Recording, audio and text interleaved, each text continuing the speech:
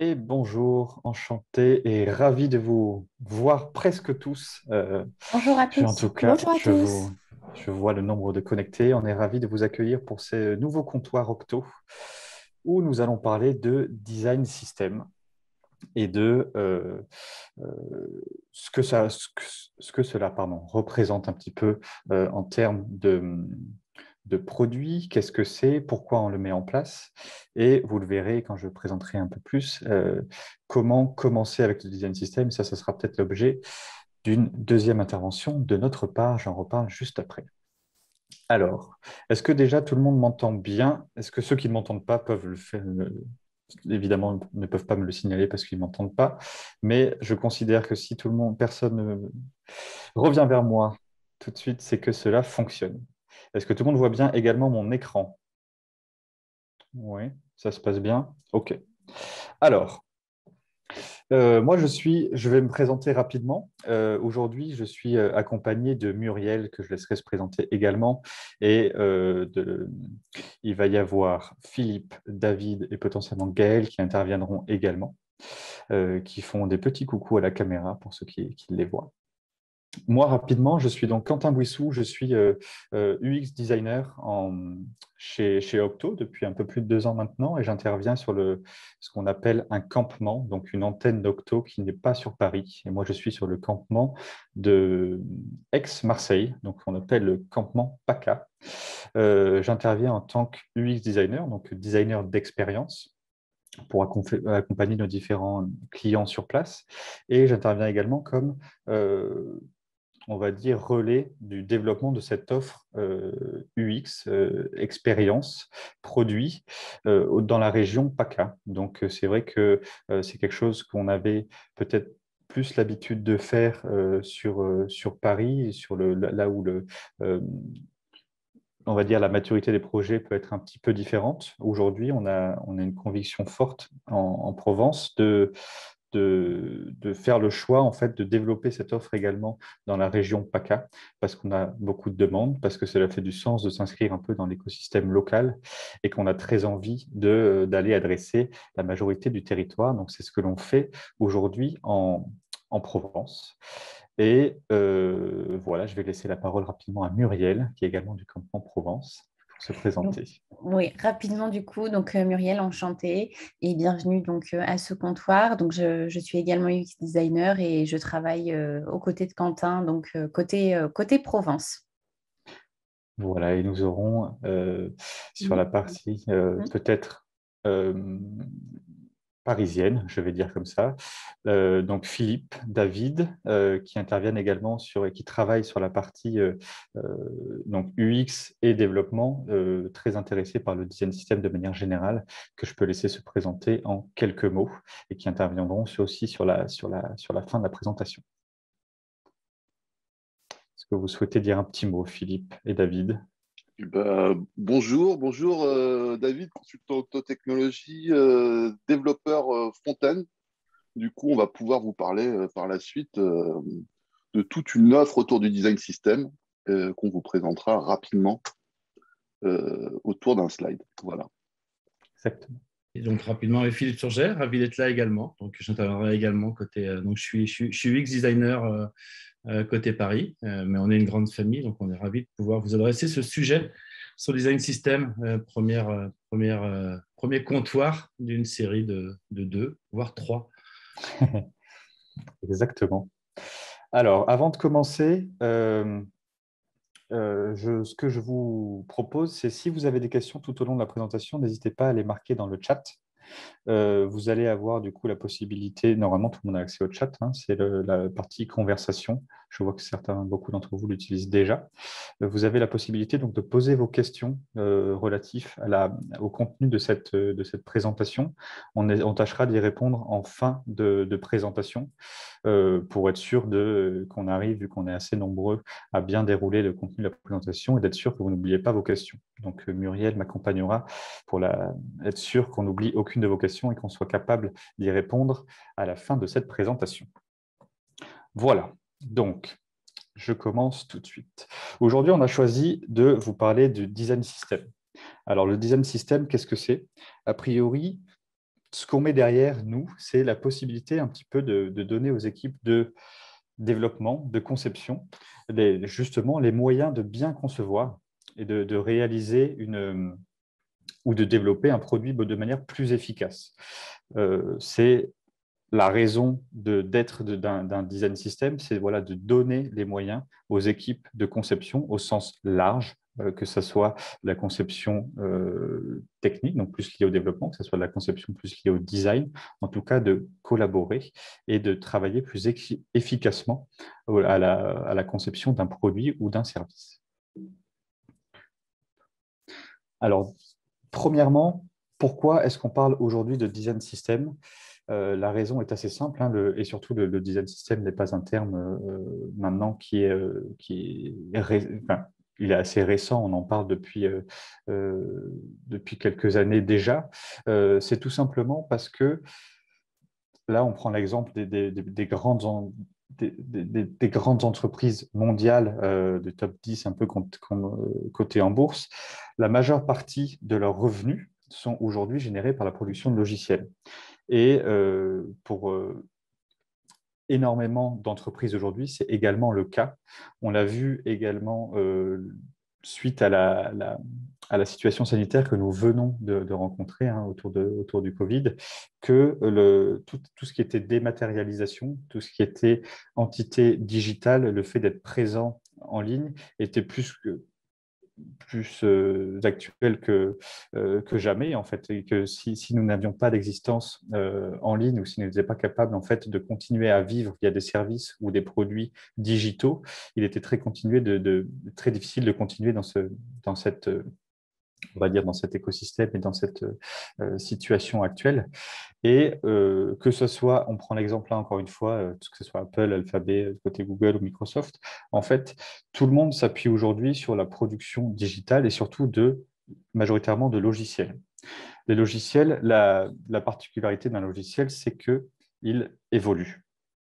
Il évolue à travers le temps et au moment où on va créer un logiciel, on sait pertinemment qu'il va continuer à évoluer tout au cours du temps, qu'on va y incrémenter en fait de nouvelles fonctionnalités, qu'on va l'améliorer, qu'on va adapter le look and feel, le design à l'ère du temps et qu'on va faire vivre ce logiciel pour qu'il continue à parler aux personnes qui l'utilisent. Donc forcément, le design, dans ce contexte-là, prend une part extrêmement importante de la création d'un produit. C'est-à-dire qu'on va faire évoluer un logiciel, un service en ligne, une application, et il faut que l'on garde à travers cette évolution l'identité du logiciel, qu'on continue à s'adapter, comme je le disais, aux besoins des utilisateurs et qu'on ait toujours l'impression de rester dans une identité assez forte. On le voit, hein, en fait, il y a la majeure partie les gros du monde digital numérique aujourd'hui font passer leur logiciel dans un certain nombre de versions et continuent encore aujourd'hui de les faire évoluer, qui est tout simplement vital aujourd'hui pour continuer à exister. Donc, le design se recentre et devient pas le plus important, mais presque en fait autour de la création et de l'évolution d'un produit digital.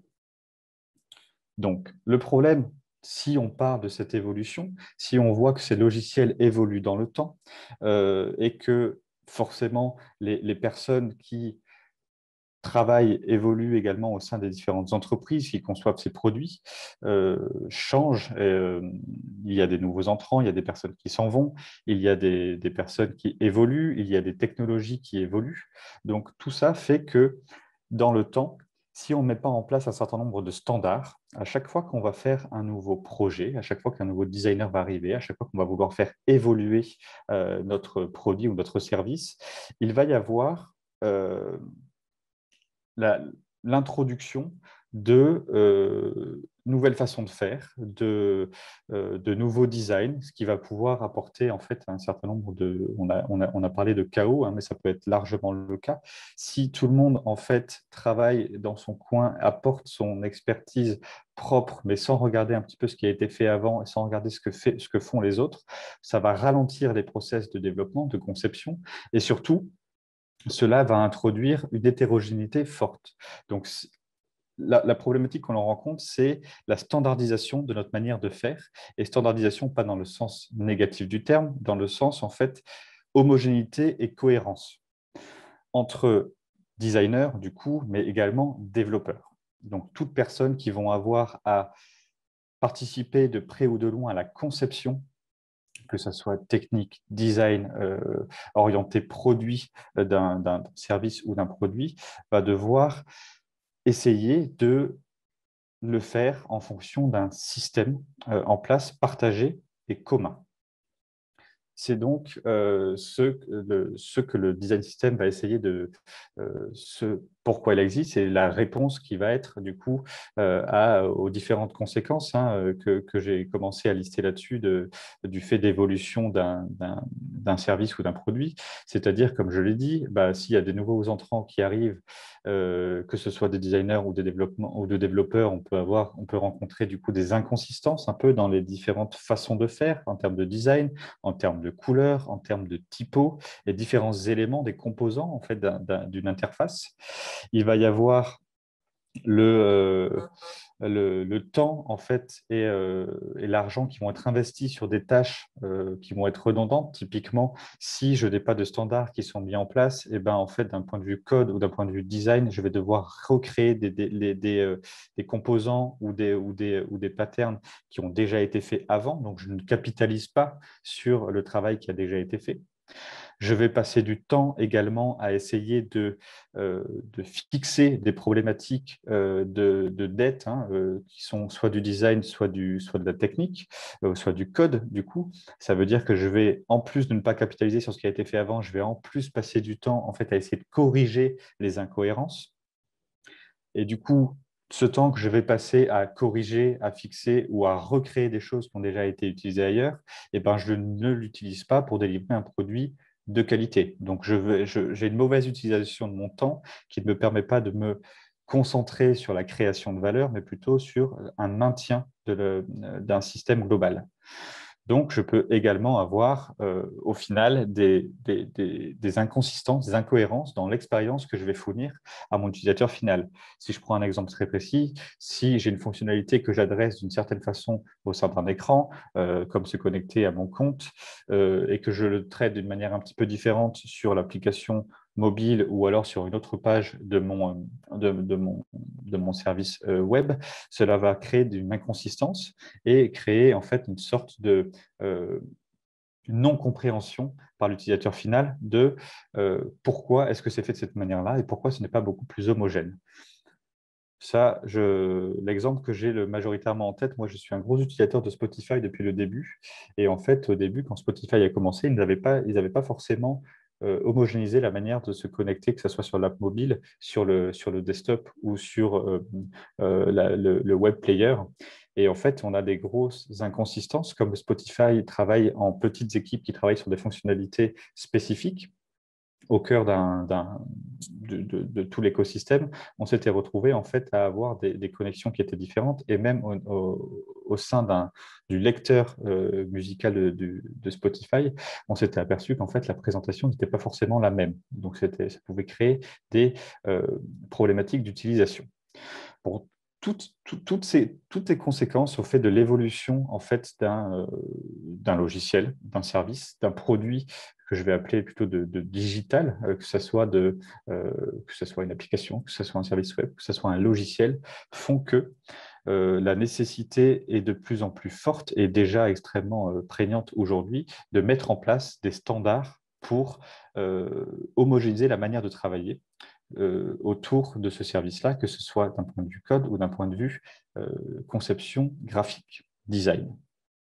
Donc, si on veut résumer un petit peu la définition d'un design système, c'est celle-ci qui avait été donnée par Maxime Frère, donc un designer qui avait pris la parole lors d'une conférence FLUPA. On peut dire que le design system va être un ensemble d'outils, que ce soit des contraintes, des règles de gestion, des principes d'utilisation, qui vont permettre aux designers et aux développeurs, on est une grande équipe qui travaillons autour de la conception d'un produit. Ce n'est pas uniquement réservé ni aux designers ni aux développeurs. On travaille ensemble à l'atteinte d'un objectif commun. Et donc, en fait, ces outils-là vont permettre de construire, de maintenir, surtout ce qui est extrêmement important, cette notion de maintien, des expériences qui vont être cohérentes au travers de produits et de services. Donc, en fait, à travers de cette phrase, on voit bien que mon design system, il va être la pierre angulaire en fait, du travail collaboratif et du maintien de la cohérence d'expérience globale que je souhaite fournir à mes utilisateurs finaux au travers de mes produits et ou mes services. Alors, qu'est-ce qu'il y a dans un design system? Je vous ai dit, si je reprends cette définition, on parle de contraintes, de règles et de principes, et c'est exactement ça. Généralement, quand on parle design system aujourd'hui, dans la tête de certaines personnes ou même dans l'imaginaire commun, on peut souvent avoir l'impression qu'on nous parle de kit UI, c'est-à-dire qu'on va juste traduire en fait les composants graphiques qui sont utilisés sur une interface. Un design system, c'est effectivement tout ce qui va être ce langage visuel, mais ce n'est pas que ça. Donc, ce que l'on retrouve dans un design system, c'est donc le langage visuel dont je viens de parler. Excusez-moi. C'est le langage visuel, donc quel typo je vais utiliser, quelles sont les couleurs principales, comment je vais traduire ce premier langage dans des composants. Ça peut être des boutons, ça peut être une iconographie, ça peut être la manière de gérer une fonctionnalité. Et également de l'illustration. Donc là, on va parler d'iconographie, mais aussi potentiellement d'illustrations qui vont venir en fait donner l'identité spécifique à un service ou à un produit. Et les illustrations sont également extrêmement importantes parce qu'elles véhiculent une émotion et une image de marque extrêmement forte. Ça ne passe pas que par l'identité graphique, je vais dire plus traditionnelle, qui va être la couleur, un arrondi de bouton, la manière de gérer une ombre portée ou ce genre de choses. En dehors des règles graphiques, l'illustration va être extrêmement importante pour véhiculer une émotion et une identité de marque extrêmement forte. Donc ça, ce sont des éléments qui sont évidemment présents au sein d'un design system. Il y a également toute la notion d'accessibilité qui est extrêmement importante. C'est de dire, en fait, d'un point de vue structure, d'un point de vue hiérarchie de l'information, voilà comment je souhaite communiquer, voilà comment je souhaite prendre la parole, créer en fait la dynamique de mon site, la hiérarchie d'information. Par niveau d'importance, je vais expliquer typiquement quand je souhaite mettre une image en avant, la manière principale, c'est d'avoir par exemple un gros visuel qui va prendre en mode héros toute la page. Ensuite, si je veux mettre un lien, voilà la manière dont je vais créer ce lien-là. Voilà comment j'agence une image par rapport à un lien. Donc, toute la structure, la hiérarchie, ça va être aussi détaillé au sein de mon design system. Ça va venir expliquer comment je dois le faire et garantir l'homogénéité au sein des différents écrans. Il va y avoir toute la notion autour de la ligne éditoriale qui est extrêmement important, ce qu'on appelle, généralement, vous entendrez peut-être le tone of voice, la façon de s'exprimer, la façon dont on va avoir la marque ou le produit de s'adresser à l'utilisateur, que ça peut être typiquement en tant que marque, je souhaite tutoyer mes utilisateurs, je souhaite employer un langage qui leur est connu, je souhaite utiliser beaucoup de verbes d'action, je souhaite utiliser les microcopies, en fait tout ce qui va être vraiment lié à la manière de s'adresser, le ton que je souhaite employer, ça va être décrit et expliqué au sein de mon design system. Ensuite, nous avons ce que je vous parlais un petit peu des différents patterns. Donc, en fait, c'est la manière de traiter une fonctionnalité, je vais dire plutôt de manière globale, un peu plus macro, au sein de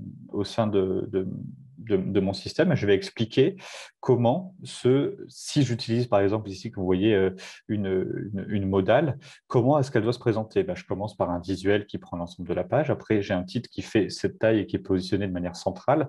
J'ai un texte explicatif et mon bouton principal, il va être en plein couleur, il va être positionné à droite et mon bouton secondaire, potentiellement, il va être uniquement sous forme de lien et va se positionner à gauche. Donc, toutes ces règles en fait, de gestion des différents patterns, des fonctionnalités vont être décrites au sein de mon design system. Donc, d'un point de vue très expérience de conception graphique, donc tout ce qui va être vu par mon utilisateur, que ce soit le langage visuel, les différents composants, les illustrations, la manière de structurer ma page, la manière de m'adresser à l'utilisateur ou encore de gérer les fonctionnalités au travers de mon service, vont être décrites au sein de mon design system.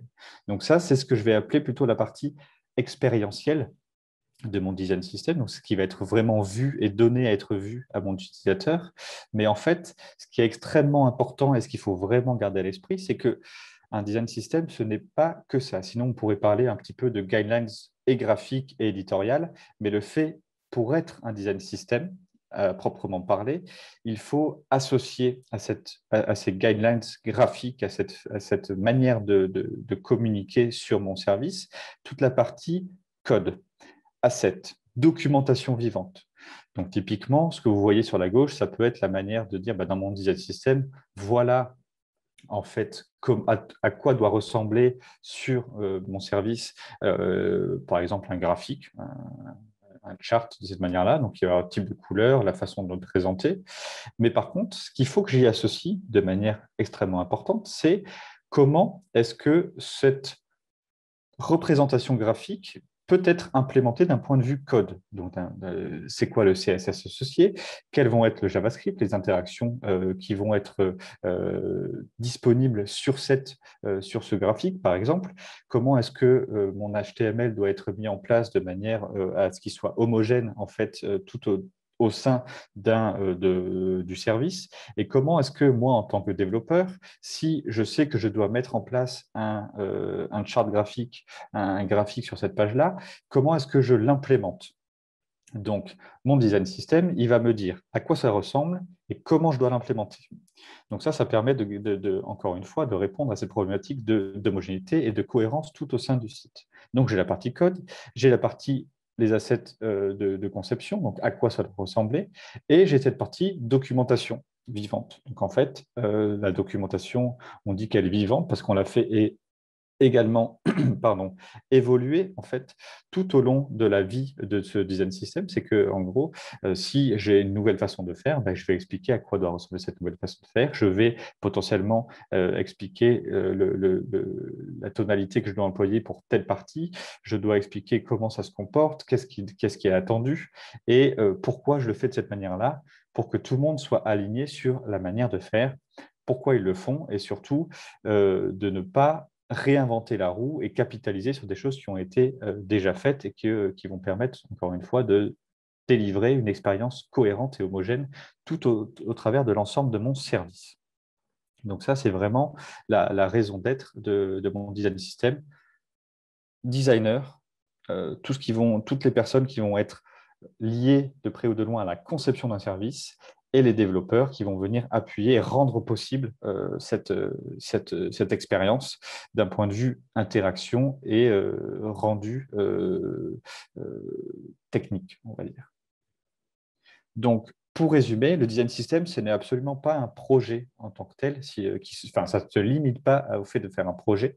Quand je dis je vais mettre en place un design system, une fois que je l'aurai mis en place, ce n'est pas quelque chose qui va s'arrêter. C'est véritablement un produit. C'est-à-dire qu'il va il va y avoir une équipe dédiée qui va travailler derrière ce design system, qui va travailler à le maintenir, à le faire évoluer, à communiquer auprès des différentes personnes qui vont l'utiliser pour dire voilà comment il évolue, voilà comment voilà comment tu peux l'utiliser. Et ce produit-là, il va être cette équipe-là, elle va être en fait là au service des différents produits de la marque en fait ou de l'entreprise qui va l'utiliser. Donc, c'est un produit interne que toutes les personnes qui vont travailler sur la conception de nouvelles fonctionnalités, sur l'évolution d'un logiciel, sur la mise à jour graphique ou l'adaptation de nouvelles tendances, de nouvelles chartes, vont en fait pouvoir en bénéficier et travailler de manière main dans la main en fait à la conception d'un univers, d'un écosystème qui va être déjà homogène, qui va proposer une expérience du coup fluide et cohérente aux différents utilisateurs et surtout qui va permettre aux personnes qui travaillent de travailler de manière efficace à l'évolution de ces services-là ou à la création de ces services-là, parce qu'ils auront un ensemble et ça va être un produit qui va être un outil qui les aide à travailler de manière beaucoup plus rapide et surtout de manière à travailler ensemble. C'est-à-dire qu'à partir du moment où on va par exemple, mettre en avant une nouvelle fonctionnalité ou une nouvelle façon de présenter un bouton ou alors une nouvelle façon de faire une modale, par exemple, au sein d'un service, et ben, en fait, en tant que concepteur graphique, je saurais à quoi ça doit ressembler et en tant que développeur, je pourrais aller chercher en fait directement le code associé pour le développer de manière homogène et surtout gagner du temps. Donc, c'était exactement ce que je voulais dire sur cette slide, je l'ai dit juste avant, mais pour résumer un petit peu du coup les gains que va proposer un design system, hein, vraiment pour l'ensemble de l'équipe, on va avoir cette notion de cohérence dont j'ai déjà parlé. Il y a la notion d'efficacité, je vous l'ai dit, en fait, je ne vais pas chaque fois redévelopper un composant, je ne vais pas redesigner un composant, surtout si je sais qu'il a déjà été fait ailleurs. Donc, en fait, je vais pouvoir passer à l'échelle de manière beaucoup plus rapide, je vais gagner en efficacité et je vais pouvoir me concentrer sur la création de valeur en termes plutôt de structure et de besoins utilisateurs. Ça va nous permettre de largement optimiser la communication qu'il peut y avoir entre les équipes de développement et les équipes de design, c'est-à-dire qu'on a un langage commun qui est vraiment le point de contact privilégié qui nous permet de travailler ensemble. Et du coup, de ce fait, en travaillant la cohérence, en travaillant l'efficacité, cette manière de travailler ensemble vraiment optimisée, on va de facto optimiser pour l'utilisateur final l'expérience qu'il va vivre au sein de notre service. Donc, c'est extrêmement important de pouvoir travailler ce design system dans ce sens-là. Ce que je vous ai mis ici, c'est la possibilité d'aller voir en fait exactement des exemples de design system. Donc, vous le trouverez typiquement sur ce premier lien hein, qu'on va vous remettre dans le chat là-dessus. Ici, en fait, c'est un repository. Je pense que vous voyez toujours mon écran qui va vraiment venir lister les différents design systems utilisés par soit des entreprises, soit des design systems qui peuvent être mis à disposition du grand public pour pouvoir inspirer et voir comment ça fonctionne en fait et comment vous pouvez également vous-même travailler à la mise en place d'un design system chez vous. Je prendrai juste rapidement un exemple d'un design system pour vous montrer un peu à quoi ça ressemble. C'est le Carbon Design System dans lequel vous allez retrouver en fait un certain nombre d'informations. Ce que je vous disais tout à l'heure, c'est que dans la partie en fait design system où il va y avoir les composants graphiques, mais surtout la manière en fait également la manière de s'adresser, toute la manière de structurer un contenu. Donc vous voyez ici en fait il y a un certain nombre de guidelines qui peuvent être présentés en termes de contenu, ben, typiquement la manière d'écrire pour l'accessibilité, comment gérer les feedbacks. Vous avez les différentes couleurs qui vont être utilisées, l'iconographie qui est à disposition, la gestion des pictos et à quoi ils ressemblent. L'ensemble de guidelines. Vous avez la partie composants qui va être assez également importante. Hein. Donc, vous avez sur un composant, si je prends un accordéon, vous avez l'usage. Donc, en fait, c'est quoi un accordéon dans ce design system? Quand l'utiliser, voir une démo de, bah voilà, l'accordéon, il doit ressembler à ça, effectivement.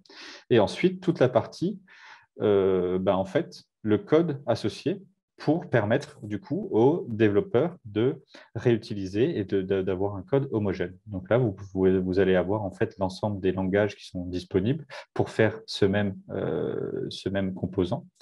Et ensuite, vous allez du coup avoir l'explication d'anatomie un petit peu du composant avec des do and don't, de comment l'utiliser, comment ne pas l'utiliser et exactement tout ce qui est nécessaire à la bonne compréhension de l'utilisation de ce composant-là. Donc, je prends souvent cet exemple de design system carbone parce qu'il est extrêmement complet et très bien fait. En fait, on retrouve et la démo et tout ce qui est, tout va être les guidelines d'utilisation, comment l'utiliser, quand l'utiliser, ce qu'il faut faire, ne pas faire. Donc, vous voyez, il y a le style, il y a tout le code qui va être associé, la notion d'accessibilité, en fait, donc comment le travailler d'un point de vue accessibilité en ligne. Donc, ça va être extrêmement puissant et fédérateur pour toutes les équipes qui vont travailler avec ce design system. Donc ça, c'était l'exemple un petit peu du coup du carbon design, mais vous verrez qu'il y a beaucoup sur ce style-là. Il y a beaucoup de design system et de ressources qui sont mises à disposition en fait de tout le monde et qui permettent justement d'aller voir qu'est-ce qu'on peut mettre derrière, la manière de construire un design system et surtout qu'est-ce qu'on peut y retrouver pour s'en inspirer. Vous avez également dans le deuxième lien sur qu'est-ce qu'un design system, ça c'est plutôt un article Medium qui va vraiment venir vous récapituler aussi un petit peu ce que je viens de vous dire pendant cette présentation. Vous verrez qu'il est assez intéressant et riche. Vous avez, sans que je l'ouvre forcément, tout ce qui est la guide to design system, ça va être la manière en fait, de mettre en place aussi un design system et comment ça a été fait chez InVision, qui vous permettent en fait de le faire via InVision. Et du coup, le dernier lien est également en fait la manière, vous voyez, sous forme d'article, de mettre en place un design system, à quoi ça sert et comment est-ce qu'on peut le faire step by step. Donc ça va être aussi également des ressources qui sont intéressantes et sur lesquelles nous, on a pu se baser en tant que designer chez Octo pour travailler un petit peu la manière de faire. Mais ça, vous l'aurez du coup, vous l'aurez dans les liens directement de cette présentation. Donc, je ne vais pas y revenir plus en détail aujourd'hui, mais ça nous semble être des ressources importantes que vous pouvez réutiliser chez vous demain et sur lesquelles nous, on a pu s'appuyer. Mais justement, et c'est le moment où je vais laisser la parole à mes copains Philippe et qui veut prendre la parole côté Octo d'ailleurs sur ce sujet-là, je vous laisse le prendre. Mais c'est du coup comment nous, en tant que designer chez Octo, en tant que développeur chez Octo, on a pu travailler sur la mise en place de design system auprès de nos clients et quelles sont les manières d'y arriver. Donc ça, je te laisse la parole, David, pour prendre la main sur ce slide. Ok, bonjour tout le monde. Donc, je me suis déjà présenté. Donc, effectivement, l'idée, c'est de continuer à vous parler de design system lors d'une prochaine session. Donc, effectivement, l'idée, ça va être de comment on met en place un design system, comment on l'optimise, les bonnes questions à se poser. Effectivement, Quentin nous a parlé de collaboration.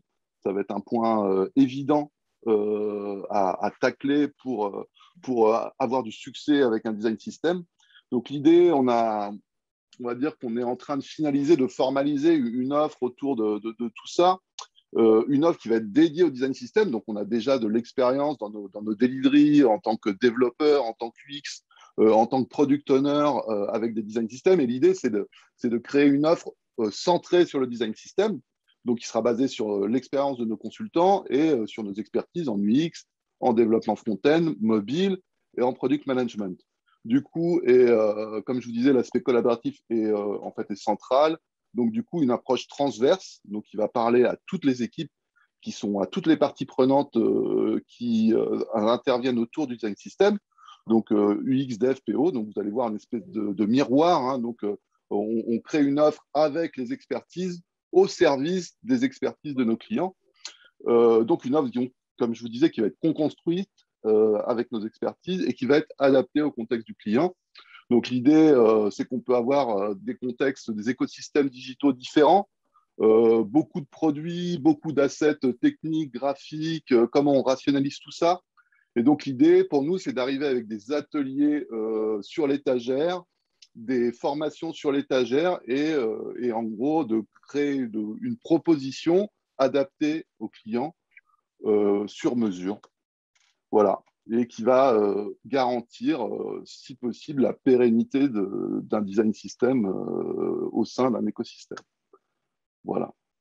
Philippe, si tu voulais rajouter quelque chose. Non, c'est exactement ça. C'est un beau teasing vers les prochaines sessions. Effectivement, tout l'enjeu chez Octo, c'était de réunir autour d'un sujet commun les parties prenantes d'un design system. Chez Octo, on est organisé en ligue, en tribu. On s'est rendu compte au fil du temps qu'on adressait des sujets de design system dans différents projets. Donc, l'idée qui a émergé, c'était justement de rassembler tous ces potentiels, toutes ces expertises autour de ce sujet afin de co-construire cette offre et, comme tu le disais, d'adresser ce sujet de design system chez nos clients en fonction du contexte. C'est-à-dire, par exemple, si un client a déjà 50, 60 applications, on ne va pas adresser la même façon de design system dans ce cas-là que pour un client qui souhaite se lancer dans une digitalisation complète de ses process et donc créer plusieurs applications dans les mois ou les années à venir. Donc, on va vraiment poser des méthodologies communes, mais on va essayer de s'adapter également aux besoins exacts des clients. Donc, c'est tout l'enjeu de cette offre qu'on est en train de monter, qui sera modulable et qui va rassembler les parties prenantes, que ce soit, comme tu disais, effectivement, les développeurs, les product owners, les designers, bien sûr, mais également les directions de projet et les product managers. Et on vous a mis un lien si vous souhaitez, si vous êtes intéressé par cette prochaine session, donc pour vous préinscrire. Donc, il doit y avoir un Google Form derrière ce lien. Google Form qu'on peut vous partager peut-être dans le chat aussi. Ouais. Donc là, effectivement, aujourd'hui, l'objectif était de présenter un petit peu les enjeux et qu'est-ce qu'on mettait derrière cette terminologie design system pour comprendre à quoi ça sert et qui s'y rattache. L'objet de la prochaine session serait effectivement de dire, bah, du coup, une fois que ça s'est bien compris, justement, comme le disaient David et Philippe, et bah, comment on fait en fait. Voilà, maintenant qu'on sait ça, comment on y va, comment on intègre l'ensemble des parties prenantes autour de ce projet-là. Hein. Comme je le dis, je le répète, c'est vraiment un produit qu'on va faire évoluer. C'est pas du tout un projet fini dans le temps, c'est un produit qui va évoluer au même titre que les différents produits d'une marque ou d'une entreprise. Et du coup, comment on fait, typiquement, comment on y va? Donc, il y aura vraiment un pan méthodologique, évidemment, mais sur ce comment on fait, on ira puiser également dans des retours d'expérience, que ce soit sur des projets comme InVivo, IDFM. Comme je vous disais, il y a beaucoup de sujets de design system qu'on adresse chez Octo. Donc, en puisant également dans ces équipes qui ont déjà construit des design systems, on pourra vous partager également ce savoir-faire. Super. Alors, est-ce que j'ai... Alors, on va passer aux questions, effectivement, à ce sujet-là. J'ai vu qu'il y en avait déjà quelques-unes dans le chat. La première que je vois, c'était Isabelle. Salut Isabelle. Qu'on se connaît un petit peu. Ravi de te voir ici. Je vois que la question était vraiment de dire est-ce qu'on doit cantonner la création d'un design system au seul cœur de métier? Évidemment, la réponse est non. Hein. Je pense que j'en ai parlé tout au long de la présentation. Un design system, il faut que ça soit collaboratif. Il faut que ça aide toutes les parties prenantes. Des personnes en fait qui vont travailler autour de la conception d'un service. Donc, ça soit donc, on a dit PO, UX, UI et développeur. Donc, évidemment, quand on parle de ce type de produit, on va travailler de manière collaborative et généralement selon le contexte et en fait la taille un petit peu du projet ou de ce que l'on souhaite mettre en place, on va travailler directement à plusieurs ou alors si c'est une initiative qui vient du design, eh ben, on va commencer par le tirer par le design et on va se rapprocher du développement ou l'inverse. Mais l'objectif, c'est vraiment de le faire de manière collaborative pour que ça parle à tout le monde. Même idéalement, la recommandation, c'est selon les possibilités, la taille d'entreprise et évidemment le budget qu'on est capable d'y allouer. La recommandation, et là je parle peut-être en mon nom et les copains, vous me direz si vous êtes d'accord, c'est d'avoir une équipe qui est dédiée à ce design Ouais, system hein, parce qu'il faut que ça complètement. vive dans le temps. Complètement, c'est exactement ça. Même si le design system commence à être une notion ou une expertise qui a déjà pignon sur rue, qui est déjà connue, on confond trop souvent encore qui tu ailles et design system. Donc, ne voir un design system que par l'angle design, c'est réducteur et ça ne permet pas d'adresser un design system dans son ensemble. Donc, exactement, c'est vraiment multidisciplinaire et c'est un projet souvent dans le projet également. Effectivement, oui. Est-ce que ça répond à la première question d'Isabelle?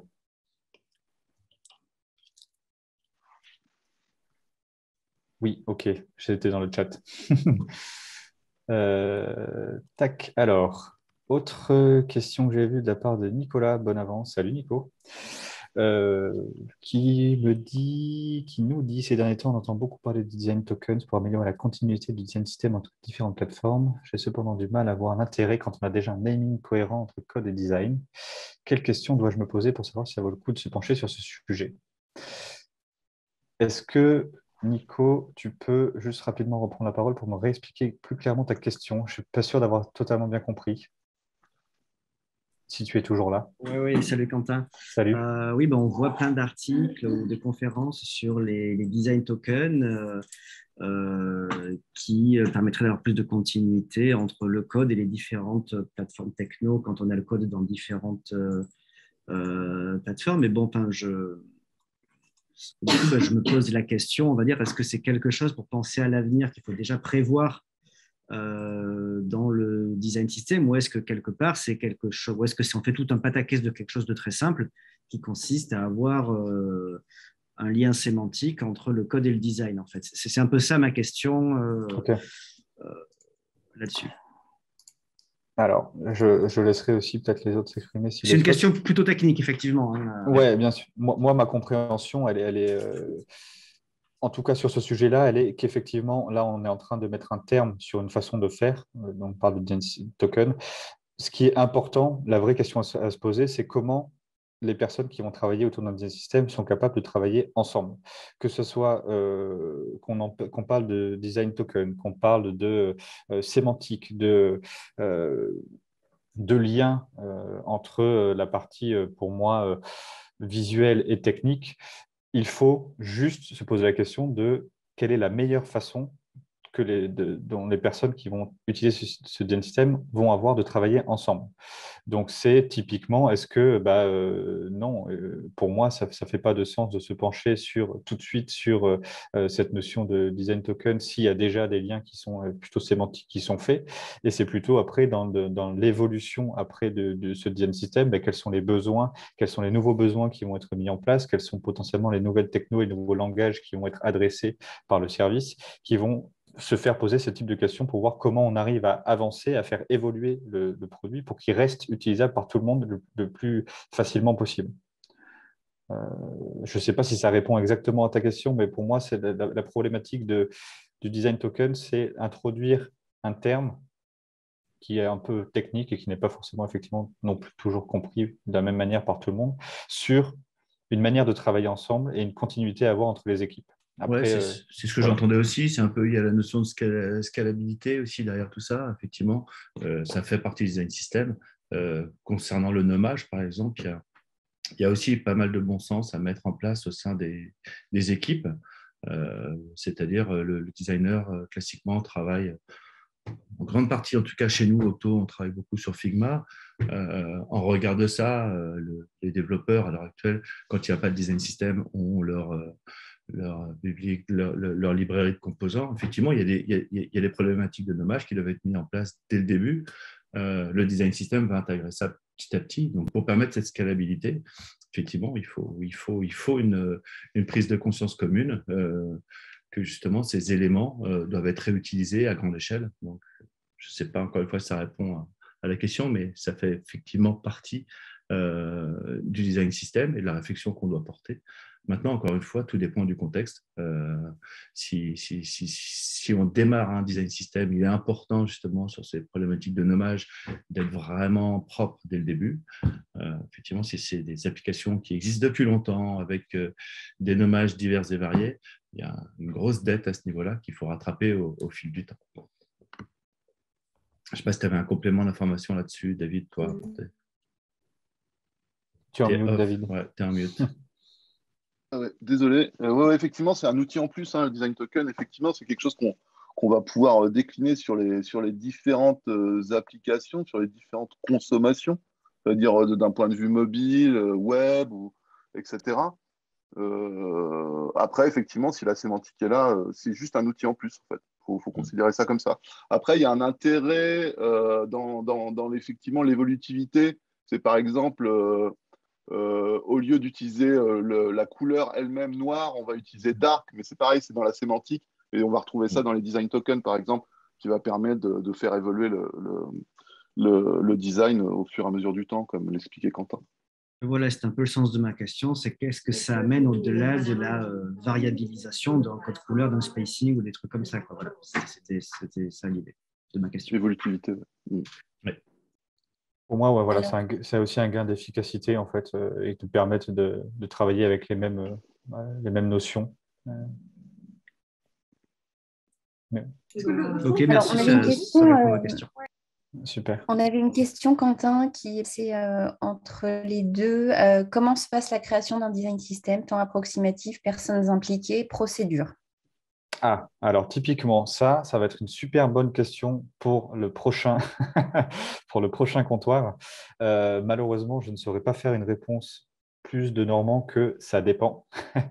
Ça va dépendre du contexte d'où est-ce qu'on part. Est-ce qu'on part d'un existant? Est-ce qu'il faut tout recréer? Est-ce qu'il y a une équipe qui peut être derrière? Est-ce qu'il va y avoir uniquement, est-ce qu'il y aura des personnes dédiées ou pas? En fait, toutes ces questions-là, il faudra se les poser par rapport à un objectif que l'on se donne en tant qu'équipe. Du coup, où est-ce qu'on veut aller avec notre design system et pourquoi? Et du coup, surtout, comment est-ce qu'on peut y aller? Donc, comment je commence? Si au début, je commence avec juste l'équipe de design, eh ben, moi, en tant que designer, comment je peux initier ça? Comment je peux dédier mon temps à cette création-là en plus de ce que je dois faire à côté? Est-ce que j'ai déjà des copains dans le dev qui sont intéressés et qui peuvent co-construire avec moi? Ça va vraiment dépendre de qu'est-ce que je veux en faire, des moyens mis à ma disposition et de ce que je veux dire, des enjeux qu'il y a derrière. Est-ce que je dois le faire le plus vite possible parce que j'ai un énorme enjeu à terme, tout de suite, demain, sur la nouvelle application? Est-ce que c'est quelque chose que je peux le faire dans le temps parce que je veux lisser un petit peu et penser la suite, mais j'ai un peu plus le temps de le faire? Tout ça, ça va être des questions qu'il faut se poser au moment et c'est très difficile de quantifier le temps que ça prend de faire un design system, hein, surtout sans savoir de quelle base on part, s'il n'y a rien ou s'il y a déjà, par exemple, un kit UI ou alors des notions de code partagé là-dessus, c'est pas du tout la même chose que de partir de zéro, en fait, hein. Effectivement, c'est ça. Quand on parle souvent de projet dans le projet, c'est effectivement ça. Donc, au départ, il y a une prise en compte du contexte pour bien identifier les problématiques liées à ce design system. Il faut déterminer aussi les contraintes, les besoins techniques qu'il y a. Donc, il y a à la fois des ateliers qui sont menés dans une sorte de cadrage finalement propre au design system, les besoins, les contraintes techniques. Il y aura des ateliers techniques, il y aura des ateliers de design. Après, il faut faire un inventaire de l'existant, s'il y a un existant, il y a. Ensuite, il y a vraiment structurer l'équipe autour de ce projet-là jusqu'à la roadmap et la documentation des gabarits, et sachant qu'après, il y a les product owners qui rentrent également dans le projet en alimentant un backlog. Là, je vous ai fait une vision très, très schématique et transverse de la méthode, mais effectivement, on reviendra là-dessus plus en détail. Tu avais peut-être un point à rajouter, encore une fois, David, toi, dessus. Et je vais rajouter on va dire le point gagnant, c'est d'impliquer les stakeholders, donc potentiellement les décideurs, et de s'assurer qu'ils aient la compréhension de ce qu'est un design system et qu'il y ait une compréhension collective de ce design system. Et effectivement, j'insiste sur le fait que les décideurs soient impliqués et la compréhension, la même compréhension que tout le monde de l'importance du design system dans l'écosystème du produit digital. Il faut qu'il y ait une vision partagée, il faut aligner les équipes, les décideurs jusqu'aux opérationnels. Alors ensuite, nous avons deux questions qui sont plutôt liées à l'offre Design System de Octo. La première étant, avez-vous une offre intégrant le design exigé par le service public français? Alors ça, Non. On travaille avec le service public français, effectivement. Donc, après, dire qu'on ait une offre explicite là-dessus, non.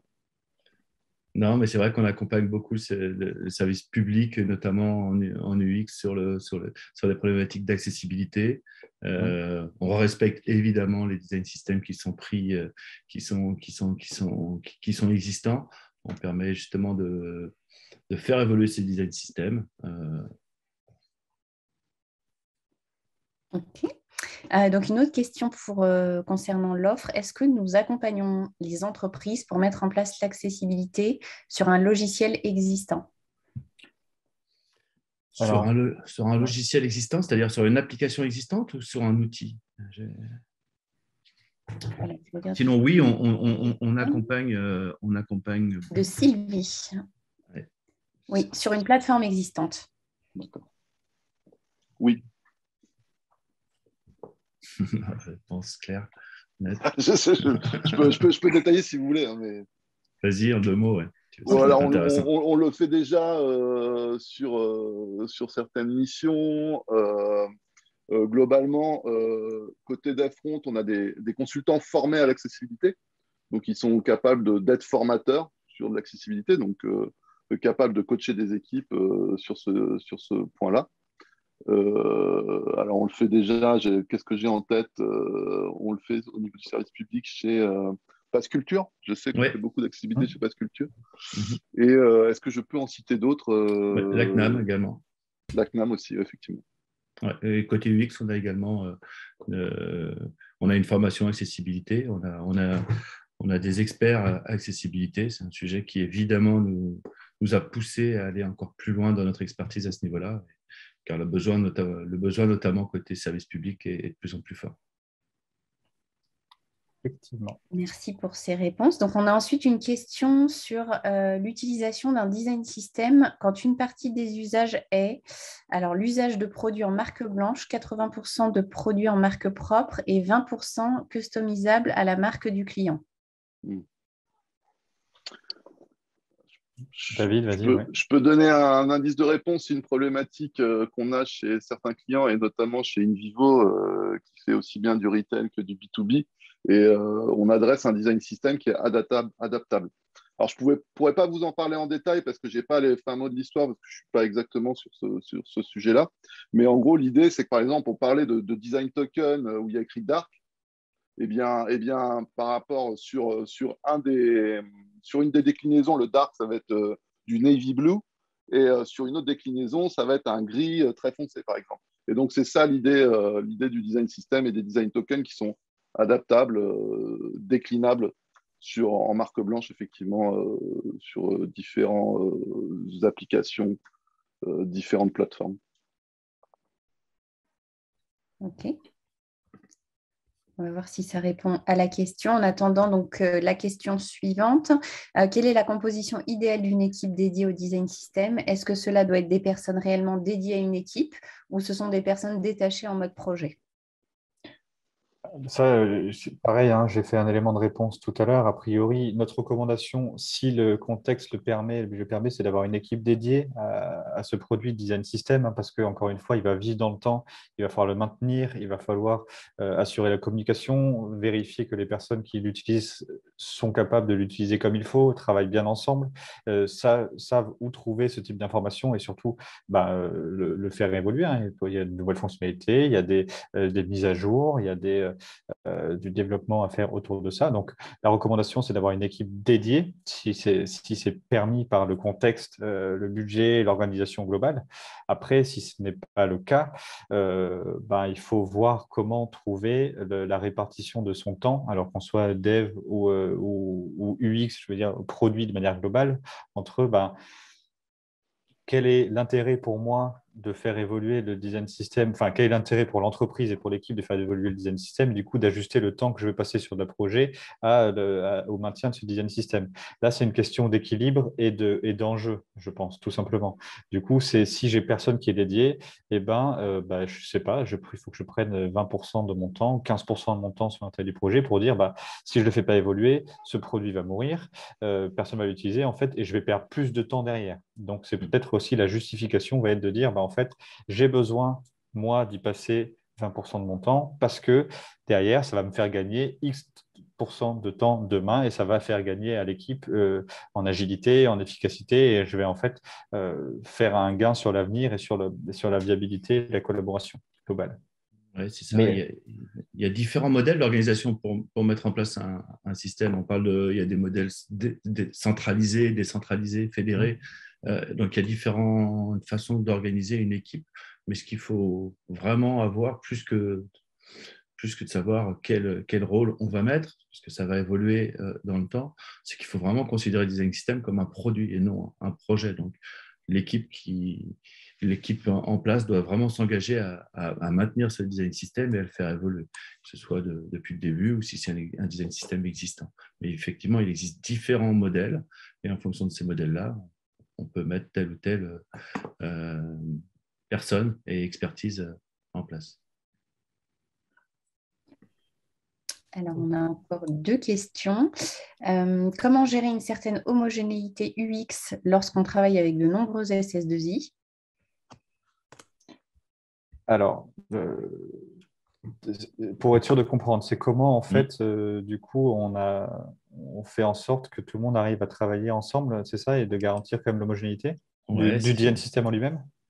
j'ai l'impression que c'est ça, c'est quand un client travaille avec différents prestataires qui eux-mêmes produisent différentes interfaces. Comment La permettre... question qui vient de Jean. Jean nous dit oui, oui, c'est bien ça la question. Effectivement, c'est encore une histoire de modèle. Il va falloir intégrer ce projet de design system directement chez vous, au niveau du client, ou autrement de le confier à une équipe dédiée chez un de vos prestataires. Mais c'est vrai que j'ai rarement rencontré ce genre de problématique.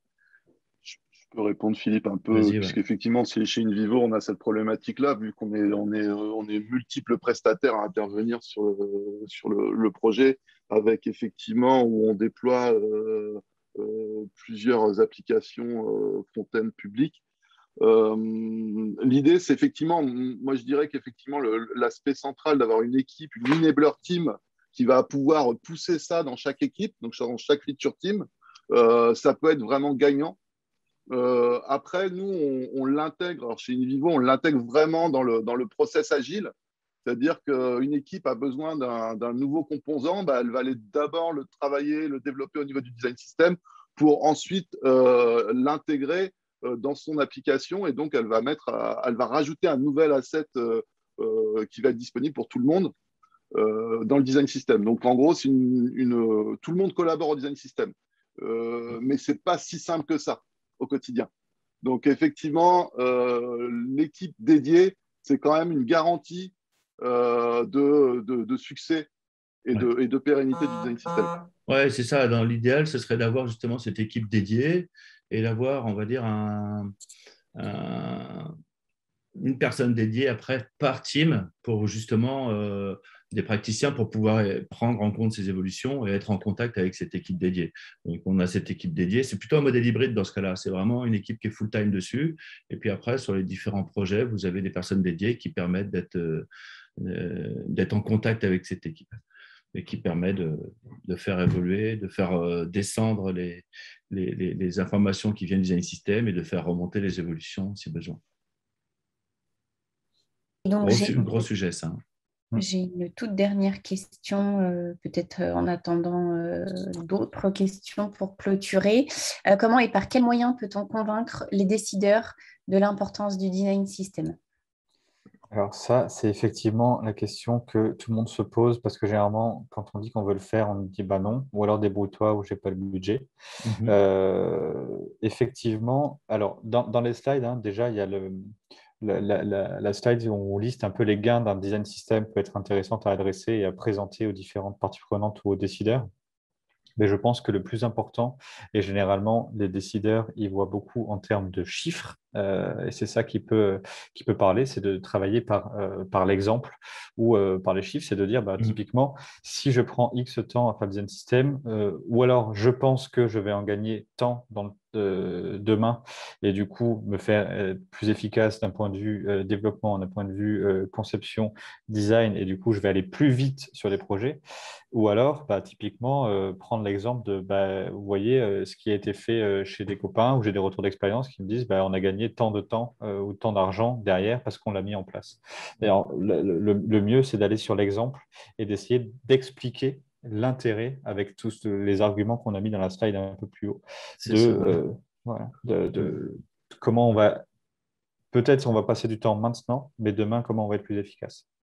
Oui, sans spoiler un peu l'offre qu'on est en train de mettre en place, mais effectivement, on adresse ce sujet-là pour évangéliser auprès justement des décideurs. Déjà, dans un premier temps, ce qu'il faut faire, c'est balayer les idées reçues, se mettre d'accord sur la définition, parce que les décideurs ne sont pas forcément informés comme il faut. On voit tellement de choses sur le design system que finalement, comme je disais tout à l'heure, on peut confondre un kit UI et un design system. Donc, il faut déjà un peu balayer ces idées reçues, et, mettre des mots derrière ces bullshit qu'on entend trop souvent. Donc, après, il y a effectivement, comme tu disais, c'est comment optimiser cette chaîne de valeur, quels outils mettre en place. On parle également de retour sur investissement avec ces décisionnaires. Et puis après, on parle d'encadrement d'équipe. Donc, quelle équipe mettre, comment embarquer tout le monde un peu dans cette aventure du design system, comment encourager et permettre une collaboration transverse. Voilà, tout un ensemble d'évangélisation et d'informations qui sont importantes à partager avec ces décideurs-là. Vraiment, c'est ce que doivent savoir les décideurs, c'est ce que c'est un design system, comment anticiper les pièges, comment arbitrer les choix stratégiques et comment accompagner au mieux les équipes. Et combien ça coûte? Et combien ça coûte? Surtout, ouais. Merci. Je ne vois pas d'autres questions, donc peut-être on peut laisser quelques instants. Saber vous remercie. Pour l'instant, donc pas d'autres questions. Ok, du coup, peut-être c'est le temps qu'il y en ait qui arrive, effectivement. Déjà, un grand merci à tous de nous avoir écoutés, d'avoir été présents ce matin. J'espère qu'on a pu répondre à un certain nombre d'interrogations que vous avez pu avoir sur le sujet. On est resté encore une fois assez conceptuel, peut-être un peu théorique ce matin sur ce que c'était, mais c'est important de poser les bases. Il y aura, et n'oubliez pas de vous inscrire si vous êtes intéressé, la prochaine session, dont la date est à définir encore, mais sur effectivement le comment, dont nous parlaient un petit peu Philippe et David, qui sera là.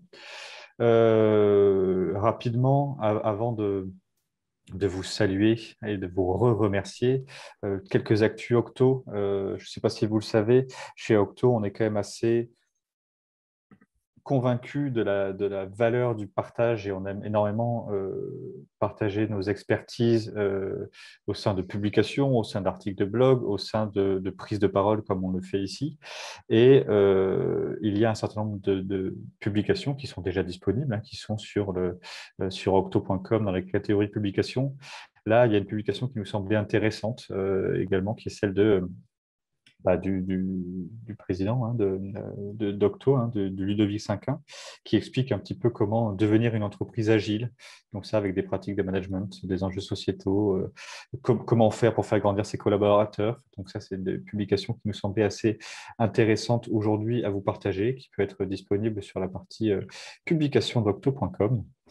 On est également un centre de formation, pas oublié, toute cette notion de partage, on aime bien aussi faire grandir les gens au sein de formations. Et nos formations, elles sont à la fois théoriques sur des sujets avec une expertise forte, mais surtout basées sur des retours d'expérience. Ce qui fait un petit peu la différence ailleurs, c'est que là, on est une entreprise de consultants et on accompagne des entreprises dans des problématiques réelles et concrètes. Et du coup, on s'appuie sur ces problématiques que l'on peut rencontrer à droite et à gauche pour alimenter nos formations et essayer de donner un maximum de billes aux personnes qui vont les suivre par rapport à des problématiques concrètes terrain. Donc, en fait, pouvez aller voir également sur le octo.academy qu'il y a un certain nombre de formations qu'on essaie de faire vivre et de faire évoluer au cours du temps par rapport aux problématiques que l'on rencontre tous les jours sur le terrain. Donc là, on a mis comme exemple devenir product manager parce que ça peut faire du sens par rapport à la mise en place d'un design system ou à avoir une vision produit au sein d'une organisation. Il y a énormément de formations qui sont disponibles. Si cela vous intéresse, n'hésitez pas à aller voir sur octo.academy, évidemment. Donc, le petit nom, c'est OCAC pour Octo Academy. Et enfin, une information qui n'est pas des moindres, évidemment, on est toujours à la recherche de talents parce qu'on aime bien travailler avec des gens avec qui on partage un certain nombre de valeurs, qui ont une expertise à nous apporter, qui ont soif d'apprendre, comme de faire grandir l'entreprise. Donc, Octo recrute et continue de faire grandir cette famille. Et plus on est d'experts, plus on grandit tous ensemble. Donc, n'hésitez pas à aller voir aussi sur rejoins.octo.com les différents postes disponibles si vous avez envie de rejoindre l'aventure.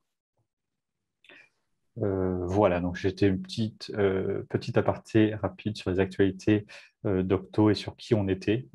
J'espère que ce que vous avez pu voir ce matin vous a servi. J'espère que si vous avez encore des questions, vous n'hésiterez pas à nous les poser et que vous serez intéressé par la prochaine session sur comment le design system peut être mis en place.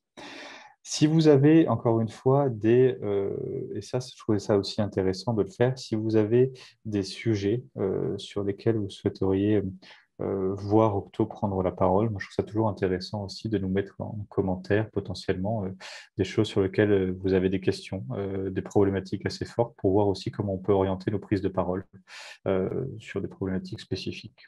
Voilà. Est-ce que nous avons répondu à la majorité de vos questions ou de vos interrogations?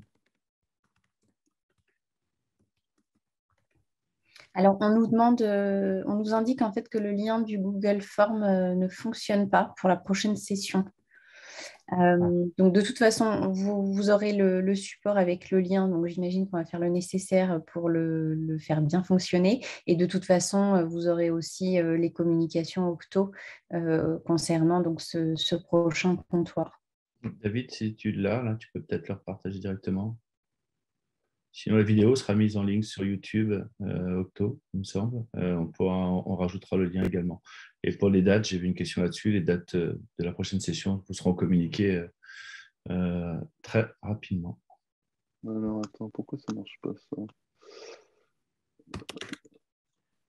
Attends, je l'ai sous les yeux.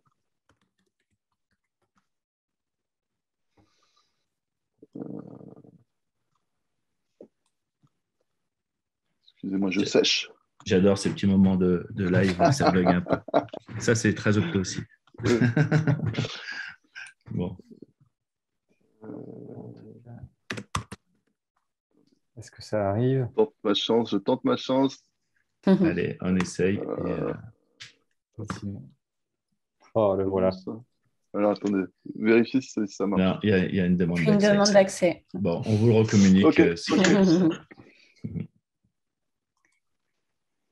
Ok, bon, on le mettra dans le support ou dans la vidéo, on vous recommuniquera ce lien-là. Ok. Merci à tous. Un très grand merci à tous d'avoir été disponibles, de nous avoir écoutés ce matin. N'hésitez pas et n'oubliez pas, vous avez eu un sondage effectivement par rapport à la qualité ou ce que vous attendiez de ce comptoir, pardon. N'hésitez pas à le remplir avant de vous déconnecter, ça nous aide beaucoup à nous améliorer. Encore une fois, un grand merci à tout le monde. Je vous souhaite une très très bonne journée, une bonne continuation. J'espère vous voir très bientôt sur un prochain comptoir. Et n'hésitez pas, si vous avez aussi une question, une volonté de travailler avec nous, contact@octo.com ou provence@octo.com. Nous pourrons vous répondre à toutes vos questions.